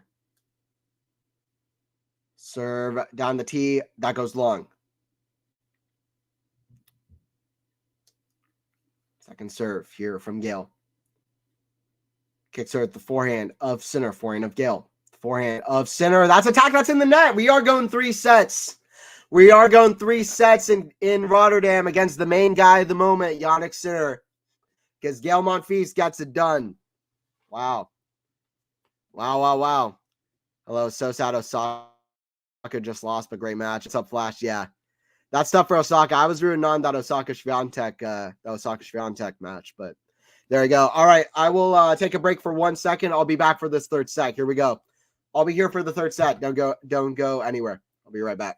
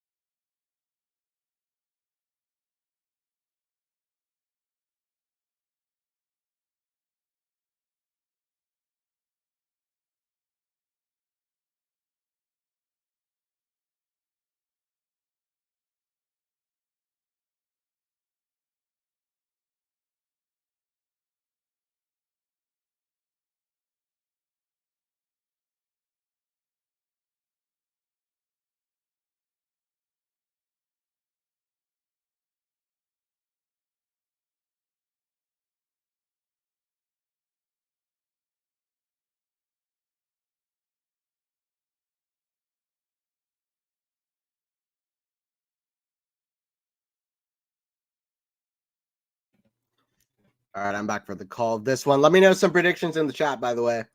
Let me know predictions in the chat for this third set. Get ready for a 6-1 center. I wouldn't be that surprised, to be honest. Forehand, cross court, forehand Monfils. That's a good forehand. I'm going to go closer, though. I'm going to say it's closer. I hope it's closer for Monfils' sake as well. You know, Monfils finished that second set off so well, and I just don't think Sinner's brought his best level. I'm going to say 7-5 Sinner. So pretty similar to Canada, but I'm going to go 7-5 Sinner. Let me see some predictions in the chat. Third set score. Third set score. And I'll remember whoever gets the closest, by the way. I'll remember all the score lines, so I'll shout you out. I'll shout out whoever gets the closest with this third set score. I'll go 7-5 for Sinner. That's a good forehand inside out 1-0, but he's going to be ultra determined to keep this momentum going. He doesn't want to let up. He doesn't care if it's Rotterdam. He doesn't care if it's Doha. He doesn't care. He doesn't care where he's playing at. He doesn't care if it's a 250, Olympics, Grand Slam. He wants to just keep on winning. He wants to keep trudging forward and keep on winning. Keep up that forward momentum, that attacking forward momentum. 11-match win streak at the moment. 21 of his last 22 matches he's won. 10 of his last 11 against top 5. That streak's not going to end here, but either way, he wants to keep this. He wants to keep this going. Nori has broken Corey in the second set. Is now serving at 4-3. Hey, let's go, Nori. I'm a Nori fan. I like Cameron Nori. He's just so random. He's like he's like 28 or 29 years old. He's like between generations. He plays so weird, kind of Manarino-esque, but he's very, very good. Like, he's won Indian Wells. He says he wants to be world number 1. There's so many funny, random, like, stories and things about him that are just so random. I think he's, like, friends with Bob Dylan or something. So, anyway. I don't think I just made that up. I think that's something that happened. That's a double fault from Monfils. He's got to be careful here. Love 15. Not a good double fault either. Kind of mishit it a bit. Yeah, I like Cam Nori. He's just random. He's just random. He's funny. It's funny. He's just random. Love 15. 3 serves missed from Monfils so far. What is happening? Why is he going big? It's just Gael Monfils like can sometimes just like mentally just like fold or just blink, and it's just like he needs to just stay solid with it. 2 double faults to start off the set.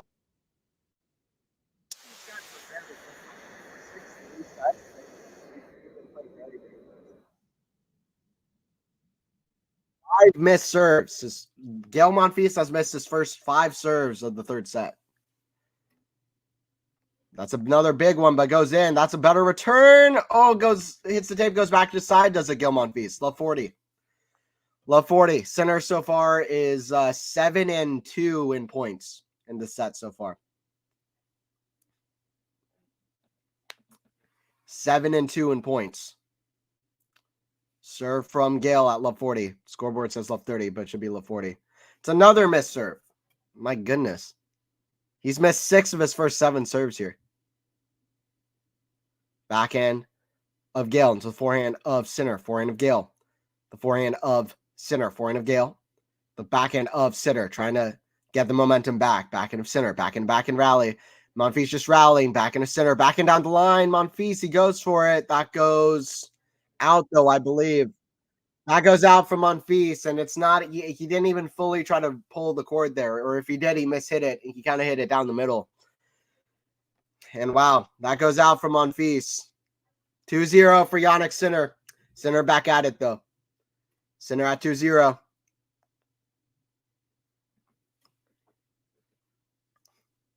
A great match like yesterday with Felix. Yeah, Felix was sad too, absolutely.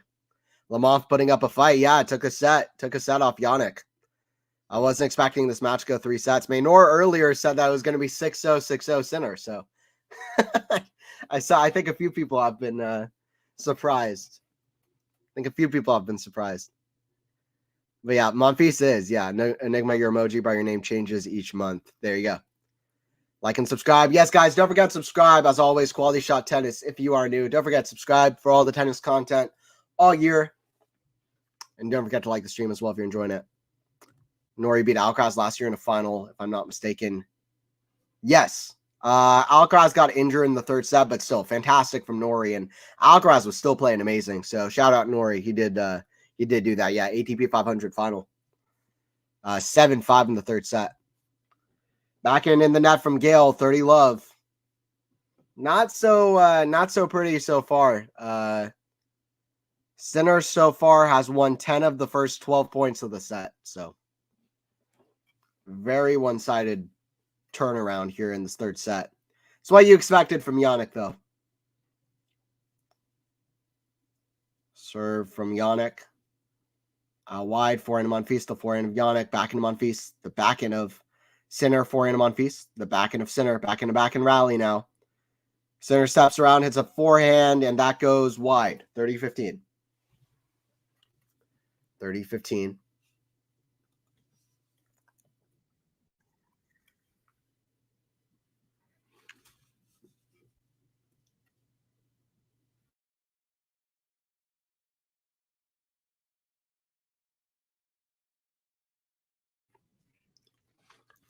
I'm just joining the stream. What are your thoughts on Pliskova making the semifinals? Hey, what's up, Adam?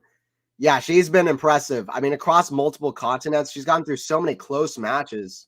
I mean, today wasn't 3 sets, but it was mighty close. So, forehand of Monfils, the backhand of Sinner. Backhand of Monfils, the forehand of Sinner. Forehand of Monfils. The backhand of Sinner. Backhand of Monfils. The backhand of Sinner. Down the line, forehand of Monfils. That's a net. Oh, Monfils falls over. I hope he's okay. Okay, big thumbs up. Okay. Monfils just slipped up a little bit. Never like to see it with Monfils, especially after a few occurrences of what's happened either at UTS or at Washington or wherever it happens. He's slipped up a few times and then gotten injured. So good to see that it's not that.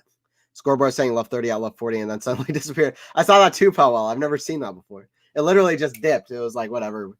We don't need the scoreboard anymore. Center, by the way, very quick to try to get a thumbs up from Monfils. They had very kind of good communications back and forth after their great match in Canada, where they were very sporting to each other. They seemed like good friends. 40-30. We'll say, listen, can Monfils do anything here? It hasn't happened either of the first 2 sets that one guy breaks early and then the other guy never gets that break back. It's been the same story every single set. Can something change? Or is it going to be a pattern all 3 sets? Let's see what Monfils has them. There's a big difference between 3-0 and 2-0 deuce. This point. Serve, forehand, return. That stays in, right on the baseline. Forehand of Monfils. The backhand of Sinner, cross court, backhand of Monfils. Big to the backhand of Sinner. Forehand of Monfils has a chance to attack here. He does. Forehand of Sinner. Forehand of Monfils even bigger to forehand of Sinner. Forehand of Monfils to the forehand of Sinner again. Forehand, backhand. Now into the forehand of Monfils, steps around, hits it inside in, forehand. Inside out. Oh, that's in the net, but it's just Sinner too good. Sinner back at his best, and it's 3-0. Sinner back at his best, and it's 3-0. I mean, maybe it's a bagel in the third set. I wouldn't even be that surprised, to be honest. That I wouldn't be surprised at. But yeah, Pliskova has been impressive, and she's a major finalist. All 8 quarterfinalists in Doha were major finalists. And listen, if Pliskova is as impressive as she's been recently, like, listen, she might reach another one. She's been so good. Like, I just want to show you, like, Pliskova's recent tournaments. So, okay, so here we go. So Pliskova didn't play. Karolina Pliskova did not play between since September 2023 up until Brisbane to start this year. And then starting this year, this is how she's been playing. Very low in the rankings, by the way. Much lower than she deserves to be with where her level is at. Brisbane, her first match of the year, she plays against Naomi Osaka. And she beats her in one of the matches of the year for me so far. 3-6, 7-6, 6-4. Ridiculously high level. And then she loses to Ostapenko in another very high-level match with winners all over the place.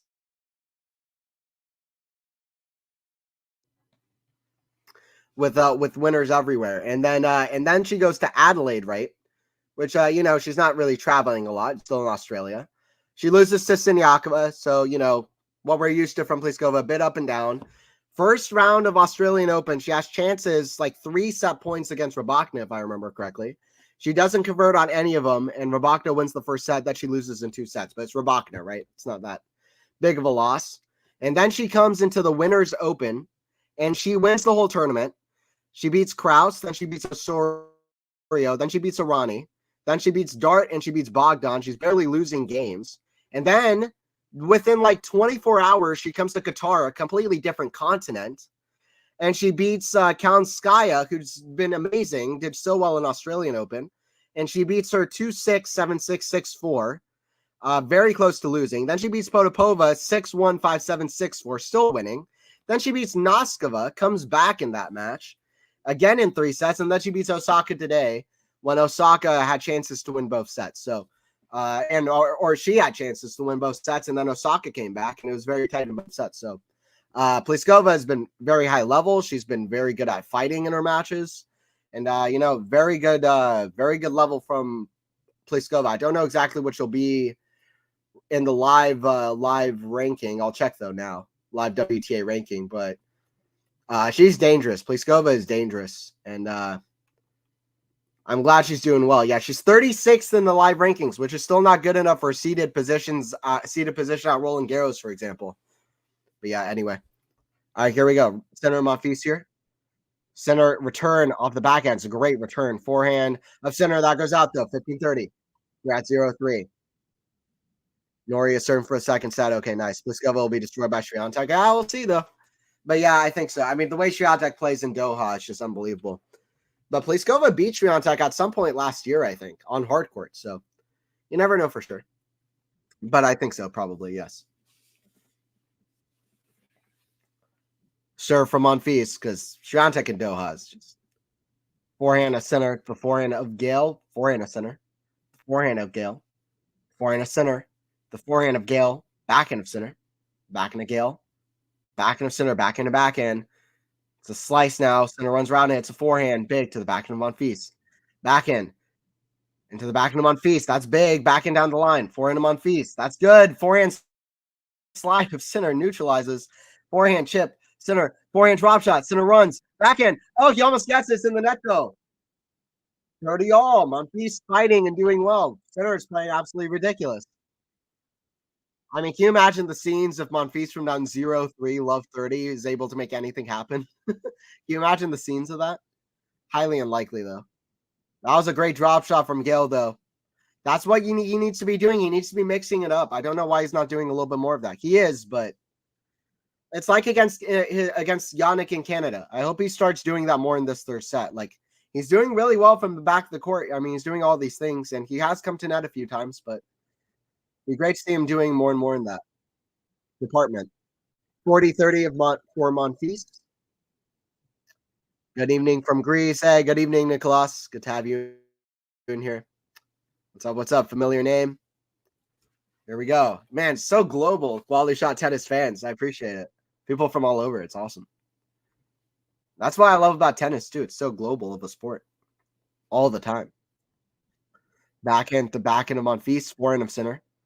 Backhand of Monfils. Backhand of center. Down the line to forehand of Monfils. Forehand of center. The backhand of Monfils. Backhand of center. Down the line. Forehand of Monfils. That goes out, though. Deuce. Deuce. Well, I said 7-5 center, so I'm probably going to be wrong, but I do wonder what the scoreline this third set is going to be. I can imagine 6-0. I can also imagine Monfils making it a little bit closer. We'll see. I feel like Monfils' serve has gone down a little bit, hasn't it? Like, I'll look now at kind of the first serve percentage, but I would assume it's gone down a little bit from what it was. Yeah, first serve percentage now 63%. It was at 70. Second serve points one was at like 69% or something. So it was at 69%. So serving of Gael Monfils has gotten worse. By the way, double fault from Gael Monfils. So it's advantage to center. Center for a double break that surely would put a nail in the coffin of the match for Gael Monfils. Let's see what Monfils can do. A big serve would be much appreciated. First serve in the net. That first serve percentage has gotten really low. Also, he's double faulting a lot this set, too. Second serve, backhand of center. Opts for a backhand. Forehand center. That's in the net. That's very poor from center. Very poor from center on a big point. First of all, he probably should have hit a forehand off the return of serve. Second of all, when he did hit a forehand, it was very poor. He didn't have the right width. He didn't have the right kind of, he didn't have the right width or the right height over the net to have any kind of high percentage play on it. Serve out wide, forehand of center. That goes out. Advantage to Monfils. He's right back in the hunt. Center will remember these chances. Love 30 and advantage. You'll remember these chances at 0-3 when he serves in the next game. Don't forget Sitzboss coming back. All right. Don't forget it. Thank you very much, Anthony. Yeah, no problem. All right, here we go, though. Center and Monfils in Rotterdam. Monfils trying to fight here. Or he is fighting here. Forehand of Monfils, the backhand of center. Backhand of Monfils, the forehand of center. The forehand of Monfils, cross court or down line to the backhand of Monfils. This ape goes over. Forehand of center. The forehand of Monfils. That's in the net. Deuce. Deuce. There's such a big difference between 3-1 and 4-0 to what this match looks like.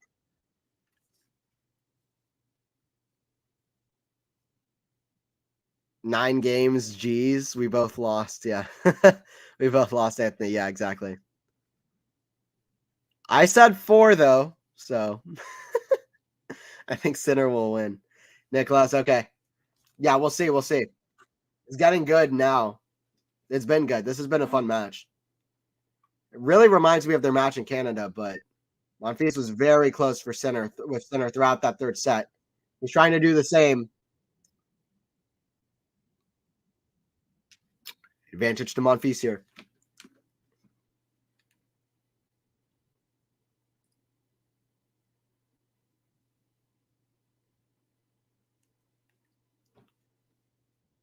Serve down the tee, forehand of center. That stays in somehow. Backhand of center. Cross court to the backhand of Monfils. Forehand drop shot center. It's not good, though. His drop shot is not that great so far in his career. Forehand. Oh! Hits the top of the tape. Goes back to the side, though. Monfils survives. Yo, Monfils survives. And isn't that the story of his career? He survives. Let's see if he can make something of this. 3-1. He survives, but not often is he able to cross that line. But it's going to be mighty hard here. But good on Monfils for fighting. And it's at 3-1. See what Sinner has in this next game. We both lost, yeah. 4 is still not 9. That's true. We thought Gael will take a set. Who thought Gael will take a set? Yeah, I mean, he did take a set in their last match, in their last couple matches, actually. But, yeah, it seemed unlikely with how well Sinner is playing. But talking about Gael Monfils, for example, I mean, Monfils plays well in Rotterdam. I reckon Monfils has made 3 Rotterdam finals in the past. I don't know the exact number of finals he's made here, but it's been a lot. Monfils, by the way, already turning 38 years old in September. What an athlete he is already. He's so fit. Not to jinx him for his age at the moment. Yeah, Rotterdam. Yeah, he's made. I was exactly right. Yeah, well, yeah, he's made 3 Rotterdam finals in the past. Has Gael Monfils? He's won 2 of the 3. One against Wawrinka in 2019, one against Felix Auger-Aliassime in 2020, and then the other finally made in 2016, lost to Martin Cleison, which is random, but okay. 15 love here for center. Misses the first serve. Second serve. Second serve here for the Italian. Kick serve. Forehand of the Frenchman. Forehand of center. The backhand of Monfils. Up high at the forehand of center. The forehand of Monfils. Forehand of center. Neither guy really accelerating through these forehands. Backhand. The backhand of Monfils. Forehand of center. Now he accelerates through into forehand of Monfils. That's bigger. The forehand of center. Backhand of Monfils. Cross court. The backhand of center. Backhand of Monfils. The backhand of center. That goes out, though. 30 love. 30 love.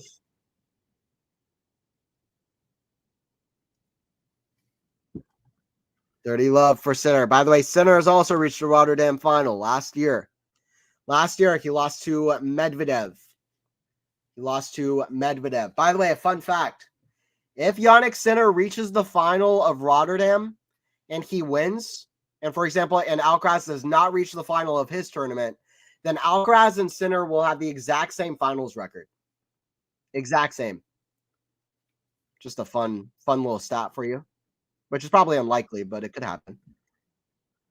Could happen, especially on the side of Sinner. I'm not sure Alcaraz, there's a very good chance he doesn't reach the final, but Alcaraz so far in his career has won 11 titles, has won 12 titles and lost 4 finals. Sinner so far has won 11 titles and lost 4 finals. So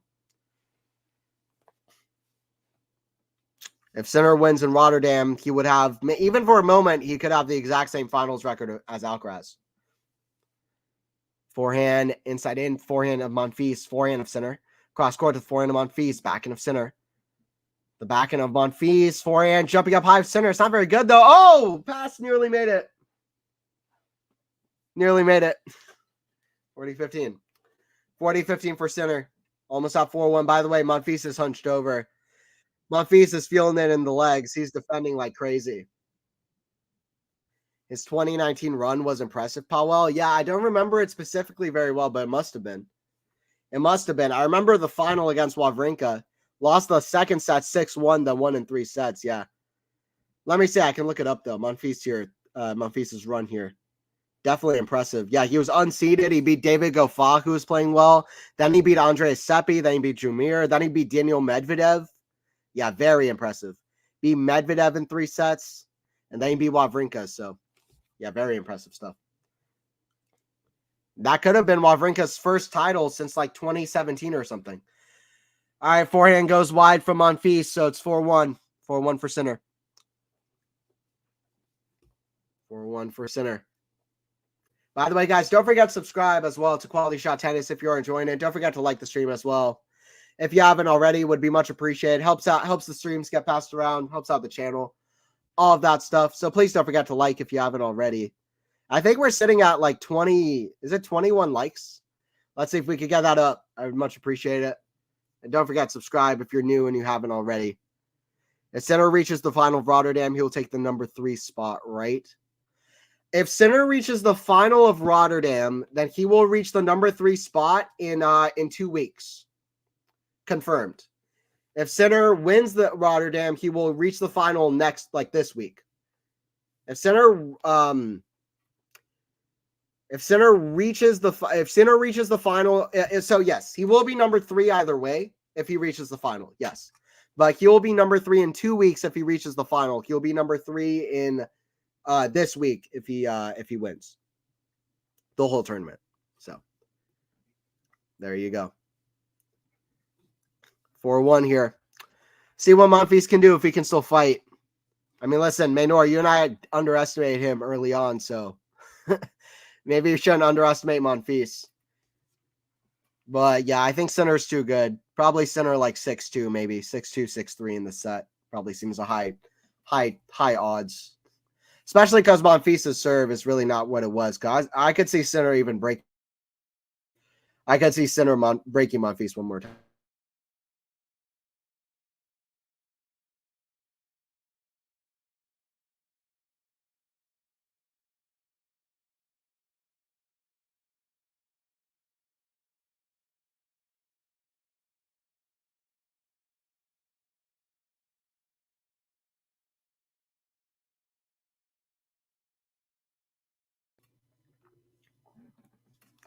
Serve here from Gael.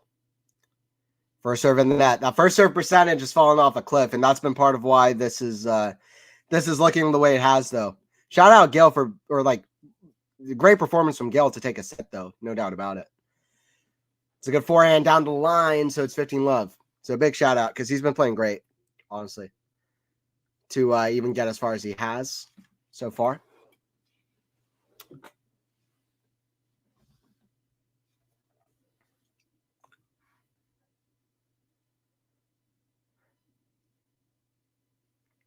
Serve from Monfils. That's in the net. Second serve. Second serve, forehand of Sinner, the backhand of Monfils. Forehand of Sinner, forehand of Monfils, the backhand of Sinner. It's a day goes over. I will say this, Sinner, if you're just tuning in, Sinner, in my opinion, as somebody who's watched almost every single Jannik Sinner match for the last 3 years, especially in the last 3 months, Sinner, he's not playing in this match usually to the level he's been playing the last 30 matches, especially in that second set. So, he hasn't been as kind of pitch perfect or at least close to it as he has been. So, it's a slight chance for something. It's not absolutely impossible that a dangerous guy like Monfils can do something. Monfils doesn't tend to give up. So it's not impossible, is all I'm saying. It's unlikely, but it's not impossible. 30-15. At least for him to get the break back, even if he doesn't fulfill the comeback. Serve from Monfils. That's a good serve. Out wide, I believe. Yes, 40-15 for Gael. There's the better first serve. There's the better first serve. By the way, let me know in the chat, what time is it where you're watching from? Let me know in the chat, whether you're watching on Facebook or YouTube or Twitch or wherever you're watching from. Let me know in the chat. What time is it where you're watching from? Who should I bet on this game? Jannik. You should bet on Jannik. No doubt about it. Jannik is the guy to bet on at the moment. Backhand, the forehand of Gael. Forehand of Gael to forehand of Jannik. That's in the net, 4-2. I mean, Jannik's won 21 of his last 22 matches. He's basically only losing to top guys. He's playing incredible. He's got all the confidence and the momentum in the world. So yeah, I go with Jannik for sure. For me, it's 3:20 p.m. by the way, 3:22 p.m. down here in the States. Center about to go to the line to serve.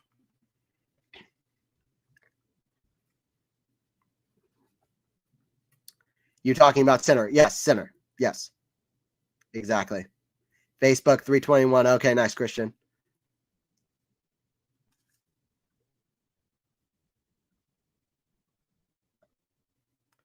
$15 love. 15 love here.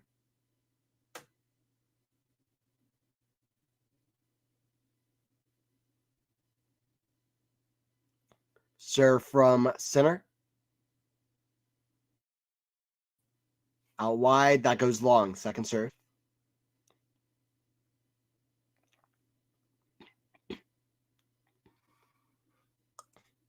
Kick serve, forehand of Monfils, back in center. Forehand of Monfils, cross court, forehand of center. The backhand of Monfils, that goes long. 30 love. Monfils just missing some of these shots. The margins in tennis are so tight, and he's just missing a lot of these shots. It's been very close. It's been very close. The match has not been that long for a 3-set match, though. Like, how long have we been? Yeah, an hour and 43 minutes. Not that long for a 3-setter. Okay, nice. So 9:22, 21:22. Got you. Nice. Canada, Montreal, 3:21. Okay, same times. There you go. Eastern. Nice. Love it. Love it. By the way, Canadian tennis doing well, so you'll love that. You'll love that, Flash. Canadian tennis has been doing great. Milos Raonic has been doing awesome. Leylah Fernandez got to the quarterfinals of a WTA 1000. By the way, what is Fernandez in the live rankings now? Surely she's climbed up. Love to see it. Just beat the Australian Open reigning finalist in Zheng. So shout out to Fernandez. Only just lost to Rabakta, who's been playing amazing. Serve out wide is good. And she was up on Rabakta at the start as well. 5-2 for Sinner. Very excited for Fernandez. Sinner is one game away here from taking out Monfils. And, reaching the quarterfinals. And playing against Milos Raonic. I am so excited for Raonic versus Sinner. Those are two of my favorite players. I love that. Two big-hitting guys. I really want to see where Raonic has against one of these guys. He just took out Bublik 6-4, 6-4. I'm so excited for that. Raonic forever, the under-the-radar, underrated player that people just don't talk about. But he's great. Yeah, Fernandez will be 33rd in the live WTA rankings, by the way. So she'll be she pretty much in seeding position for Roland Garros now, which is very good. Who's right ahead of her? Vekic is right ahead of her. Kalinina. Interesting. Paolini, Mertens. She could climb up. She could keep climbing up. If she keeps playing at this level she has the last few months, I bet she will. I know, I'm very happy. Yes, me too. Yeah, that should be good. If it is center out, should be good. Yeah. Felix got so close against Rublev. That's sad, but set 3, game 8. Who do you think will win? Game 8? Oh, I would go with Gael, but honestly, it could be center. I just bet on center for set 3, game 8. I'd go with Monfils. I would say Monfils, Christian. Center, I think, is going to win the match, but I would go with Monfils to hold, but we'll see. Center has become such a complete player throughout the past year. I predict he'll be number 1 before the M24. Mike, I would love to see it. Yeah, it's kind of like Novak in 2011, huh? It's been a constant ramp ramp up and improving. I mean, listen, people in 2010 when Novak was losing every match closely to Federer, like 5 or 6 matches, he lost closely to Federer. He didn't reach a single Masters final in 2010. And he only got to the U.S. Open final at the very end of the year. He was losing all the matches closely to Federer. He was having all these problems. He was double faulting a lot early in his career, hitting a lot of drop shots. His serve was weird. His physicality was weird. He was retiring. People are like, okay, well, there's no way this guy like gets this level, but he was getting so close and he was working hard. He obviously was very talented, very good. When he played his very best, he kept working hard, steady improvements. And yeah, when it happened, it just happened. Blew through the door. It surprised everyone. But you got to learn through the lesson, and Sinner is very similar, and we'll see. Sinner, when a guy is getting very, very close time and time again, sometimes it happens just like that. It happened with Hugo and Bear last year. Kept losing very close matches, but he kept working hard. When you're getting so close but losing, you can either give up and put your head down, or with a guy like Jannik Sinner, who you just know is never going to give up, they can just get to such an amazing level because you learn a lot through losses. So, it's that kind of thing. And Sinner is really at an amazing level now. Forehand, that's another good serve from Monfils. 30-15. 30-15 for Monfils here. You'll try to force Sinner to serve this out. He is very complete, though, Jannik. Defense, offense, serve, return. He's the full package, pretty much. Outside of the drop shot, which I still think could use improvements. Outside of the drop shot. As long as Sinner doesn't have to hit a drop shot, Novak doesn't have to hit an overhead, they're pretty much perfect. They're the two guys that, they're pretty complete outside of that. That goes out from Monfils. Sinner 2 points away here.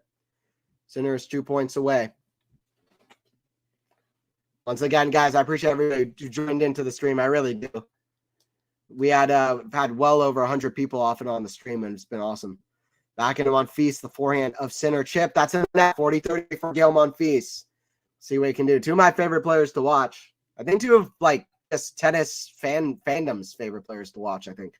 These two guys. It's always good when these guys go up head-to-head. Forehand of Monfils. That goes in the net. Second serve. Second serve from Gael. Serve at the backhand of Sinner. Backhand of Gael. That goes out. 2 points away. Sinner's 2 points away yet again. Let's see what Jannik can do to finish this off.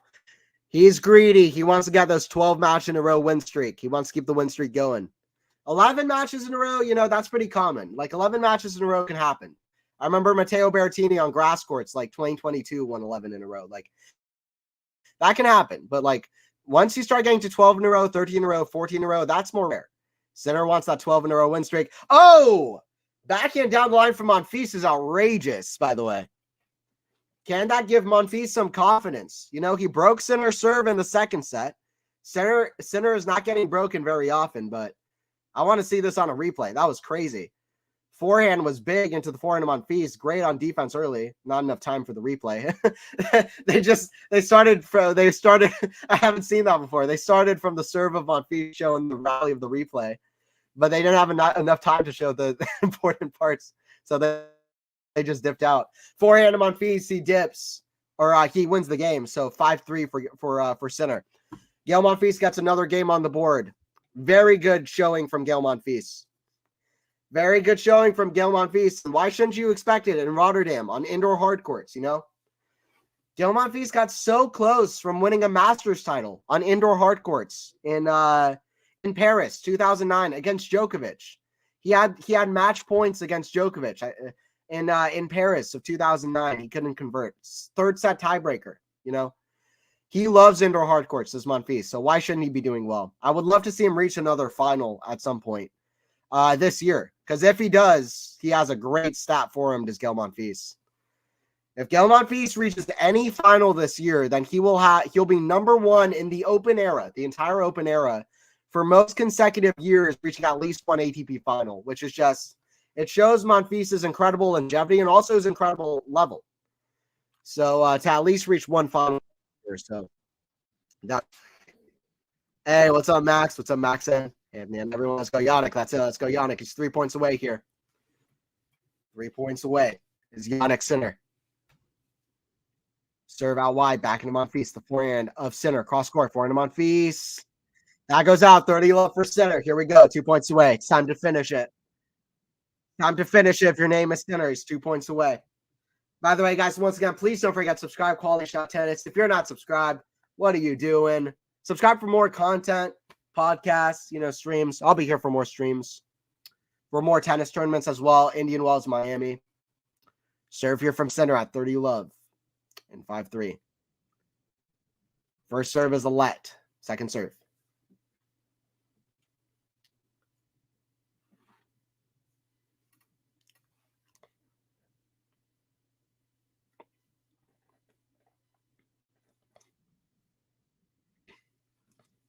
Second serve here. First serve hits the tape, goes out. See what center can do to finish this off. Finish off a spirited Monfils. Forehand, cross court, forehand of center, forehand Monfils. The backhand of center, backhand of Monfils. Down the middle, forehand of center, forehand of Monfils. Down the line to the backhand of center, forehand of Monfils. That's a great shot from Gael Monfils. We've seen some great shot making in this match. I'll tell you what. He's still fighting is Gael Monfils, 30-15. 30-15. There's a lot of respect between these two guys because they can whack a forehand. They are two massive talents, the things they can do on a tennis court. They're both great athletes. They're both great personalities, very genuine. They're both big fighters on the court, It's 30-15 for center. He's 2 points away from finishing this off against the veteran and the legend that is Gael Monfils, you could say.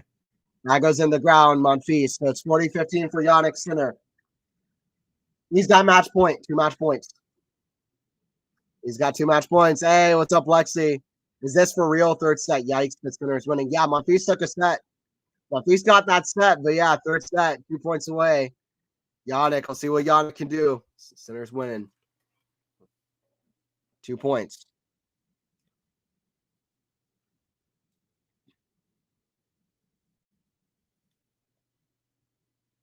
Sinner at the line. Serve out wide, forehand Monfils, forehand of center. Back cross court, forehand of Monfils. Forehand of center, that's in the ground. Center slips up a little bit. Monfils stays alive, 40-30. This has been a really, really good match. Really reminds me of their match in Canada. Been very, very good. Forza Jannik. Jannik. 1 point away. Forza Jannik. Nori got broken against Corey in the first. Corey is serving at 3-1. Jesus. What has happened to Cameron Norrie, man? He's having some troubles. Although he had a good match against Zverev in Australia, but I don't know. Serve from center here. Out wide. Back in my piece. That's in the net. Jannik Sinner has won his 12th match in a row and survives his first big test since the Australian Open. Takes out Gael Monfils. It's going to be a very nice handshake at the net. There is. Big hug and a big smiles between the two guys. Two friends on the circuit. Jannik Sinner, he gets the win in Rotterdam. He will take out Milos Raonic in the next round. Appreciate everybody joining in. Please don't forget to subscribe to Quality Shot Tennis on your way out if you haven't already. Don't forget to ring that notification bell as well for more streams. We'll be doing more streams throughout. Don't forget to subscribe. And don't forget to like the stream as well if you did enjoy it. If you did enjoy it, it's been fun for me. Sinner gets the win. 6-3, 3-6, 6-3. Another memorable match in the Sinner versus Monfils catalog. I think the next time we get Sinner Monfils, I think even a lot more people will be expecting a very good kind of blockbuster match. We already a matchup that I think a lot of people are excited about just because they're two very likable players and guys on the tour, and it's always fun to watch two big talents go at it. But who have a lot of different shots, play very aggressive. Monfils, big shout out to Monfils. Claps to Monfils. 37 years old, 38 years old in September, and he's still playing like that, testing out the best player in the world. That is Jannik Sinner, in my opinion, the best player in the world. Novak will have something to say when he comes back, but I think at the moment, I would say he is the best player in the world. So great stuff. Thank you. Yeah, thanks, Lexi. Monfils, go home. Yeah, I mean, Jannik got it done. Thank you. Thanks, Max. Yeah, it was a fun call to do. It was a fun call to do. Look at the stats real quick for the match before I head out. Sinner versus Raonic is going to be, I'm so excited for that, honestly. I can't wait. I cannot wait. Two of my favorites. Sinner, amazing on serve, like always. Very good. Only 3 aces, but it's okay. Monfils so good at getting a lot of returns back. at least in the court. 13 winners, 15 unforced errors. They're very good numbers for Monfils. So it really wasn't Jannik's best performance. I really felt that throughout, but he got it done. He fights to figure it out. And that might be even more important than anything with the form that he's found nowadays, figuring a way out. So even when you're not playing your best, me too, can't wait. Yeah. Center Raonic, Flash. I can't wait for that. I've been a Milos head for a while and a Sinner fan. So Jannik, Grandiose, Vamos, Ragazzo, Vamos. I love it, Alkide. Let's go, Jannik. Jannik Sinner. He's figured it out, you know. He's figured it out. He was losing all those close matches. Now he's won 12 matches in a row. He's won 22 of his last 23. That's Jannik Sinner. He gets the win 6-3, 3-6, 6-3. Grande Sinner. Jannik, Jannik, Jannik. There you go. Jannik, Jannik, Jannik. Here we go. There's more to come. He'll play Raonic in the next round. Sinner's playing amazing. He's such a complete player now. His defense, I love watching him. His defense, his athleticism. Gael Monfils put up a great performance as well. All right, I'm going to head out. It was 6-3, 3-6, 6-3 for Jannik Sinner. What a player he's become. It was a lot of work over a long period of time. He's here for 12 matches in a row. He takes on Raonic in the quarters. We'll see what Raonic has. That could be dangerous, honestly. And we'll see what happens. But Sinner is the main guy to beat at the moment. And how good is that to say for another one of these young guys? Coming up, Alcaraz is going to be back as well, but Sinner is the main guy at the moment. He gets the win over Monfils in a very good match in Rotterdam. He's through to the quarterfinals in Rotterdam.